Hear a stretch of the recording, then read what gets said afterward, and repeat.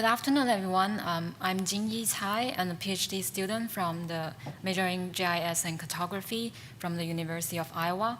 And today I'm going to talk about our work, a user-centered design process for small area CAMSA mapping. And to acknowledge this is the work under the funding of NIH and in collaboration with some researchers from the College of Public Health in Iowa, Kentucky, and New Mexico. And to begin with, I want to talk about why do we need small area CAMSA map. They're mainly related with two challenges in CAMSA mapping. The first is patient privacy protection. Although the original data were collected with the residential address to protect the patient's privacy, before releasing those maps, it always aggregated into geographic units. And the second is really with the statistical stability. That's when in area with small population at risk or low cancer cases, just a minor change of the number of cases can cause large variation when we calculate the cancer rates. So this leads to the data suppression in areas when their cancer cases are less than 16. And we can see from this map, it's from the state cancer profile developed by National Cancer Institute and CDC, that maps the bladder cancer incidence rate in Iowa by county. And we can see there are some certain areas where the cancer case under 16, they're suppressed. So this caused some difficulty to investigate the low cancer case count and some geographic variation under smaller geographic units like sub-county level.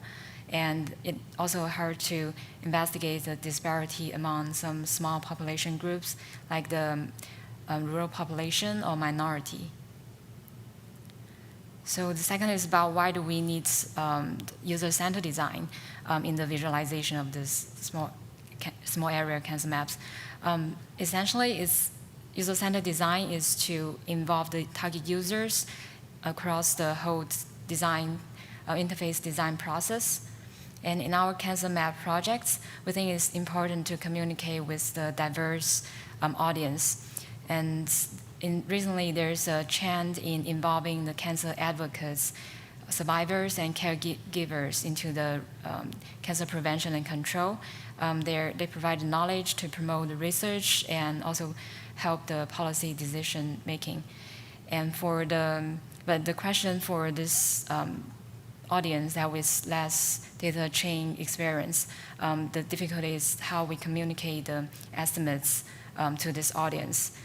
And the second is about to communicate with expert users like the public health professionals and researchers.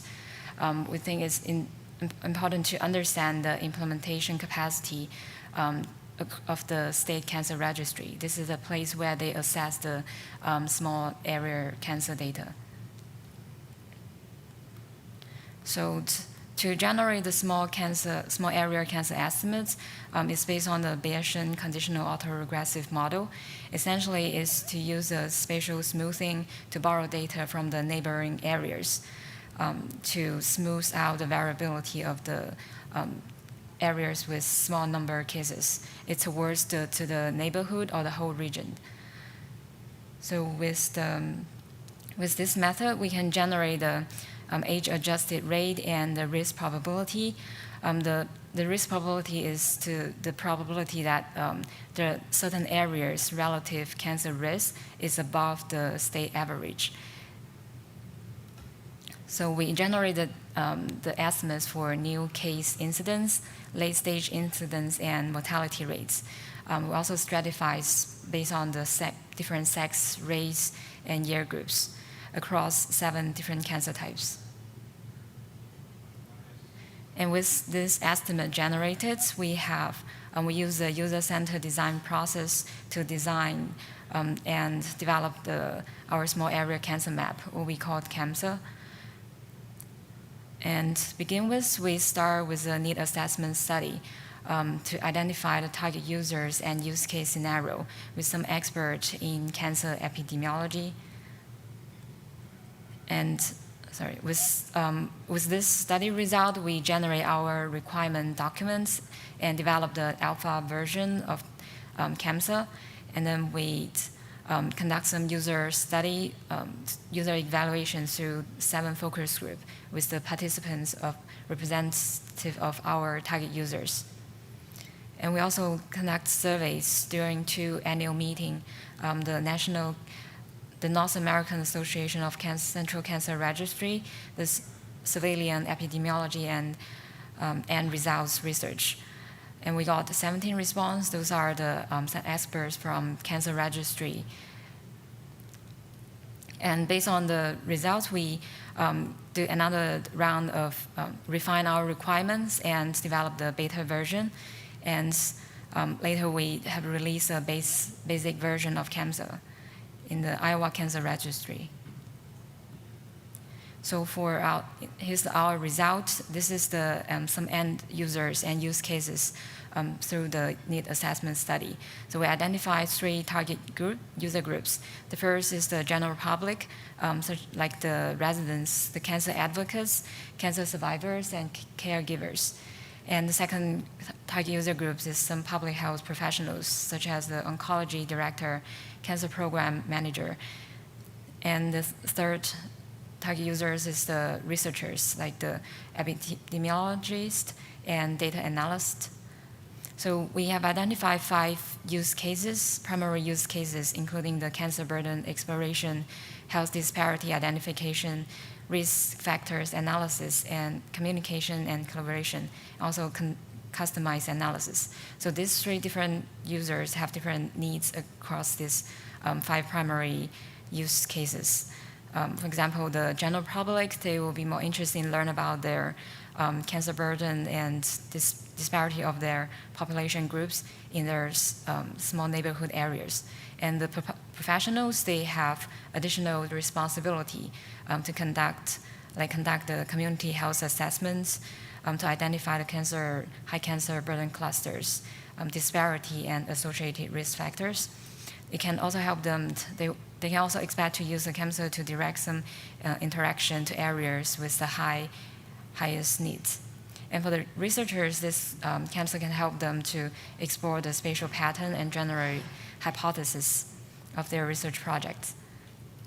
So in terms of the communication and collaboration, some cancer advocates, they will be interested in share some knowledge to help their residents understand the community health challenge. They will also like to use it to inform some collaboration with professionals to advocates for interventions. And for professionals, they interested in share the information to the policymakers and facilitate collaboration. So the researchers, they interested in participate, use it to as a source to partner with some grassroots organizations. And also for the customers analysis, the professionals would like, with some broader responsibility, they would like to download the data and create their own charts, maps, or tables. And the researchers, they will use CAMSA as a data source. They can download the estimates to conduct some analysis.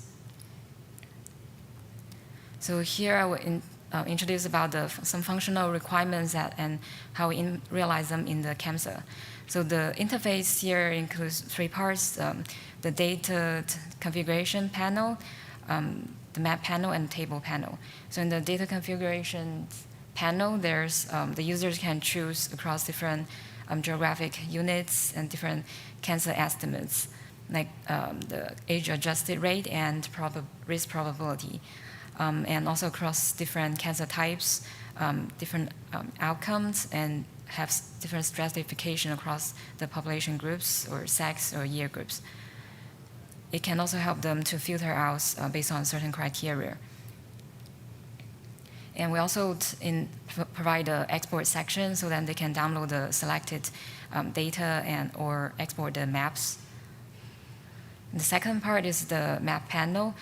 We visualize the estimates in the interactive maps. Also, we provide an explanatory notes for some general users so that they can interpret the data with more the practical examples. And we use a divergent color scheme to for the map's color to help highlight the areas that is either above or below the state average. So one of the things we found in the focus group is the public health professional and researchers, they emphasize on the uncertainty measurement. But this is a bit different from what they previously familiar with, the confidence interval, because the statistic generated from the Bayesian model, we have used different uncertainty measurement. So currently, we use a quantile classification to classify the standard deviation of the estimates age-adjusted rate into the low, medium, and high uncertainty. So also we visualize it through spacing visual variables, and it's extrinsically, so then they can overlay the uncertainty layer on the map. So, and the last one is the data table panel. It dynamically links the data with the maps. And we also have the implementation capacity survey with some experts from the CAMSA registry. We have 17 participants response, and we have 11 participants mentioned that they can have the capacity to implement it into their state cancer registry.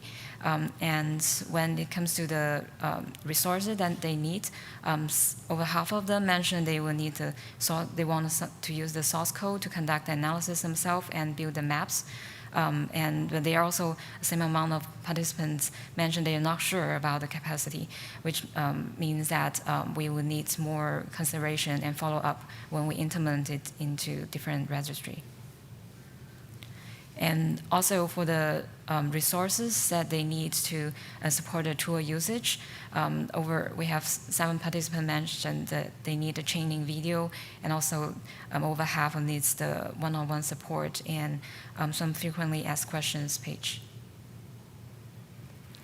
So to sum up for our contribution, we have identified the user profile, cases and requirements, and implementation capacity related with the use of small area cancer maps.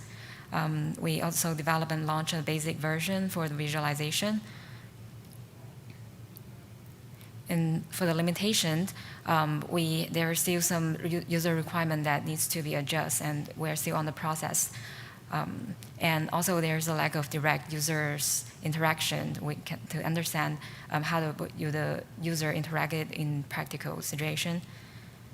And for the future direction, we want to implement add a dual interface approach for the general public user and some expert user. And we want to investigate how to design uncertainty visualization that can help support their risk perception for the general public and decision-making for the professional users. That's all for the presentation. Thank you for your attention. If you have any questions or suggestions, please feel free to let me know. So validation, you mean the estimates, results?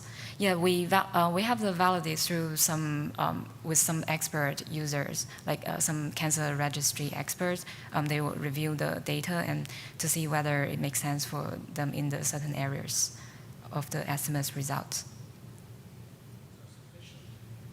Yes, thank you for your question. So currently we choose zip code because this is start from facing the general public, because this is an area unit that they are more familiar with when it comes to identify a location. Like they're more familiar with the zip code of their region.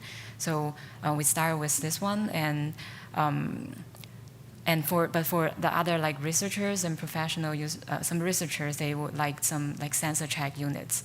There is also an interesting question of how different geographic units will be used by different users.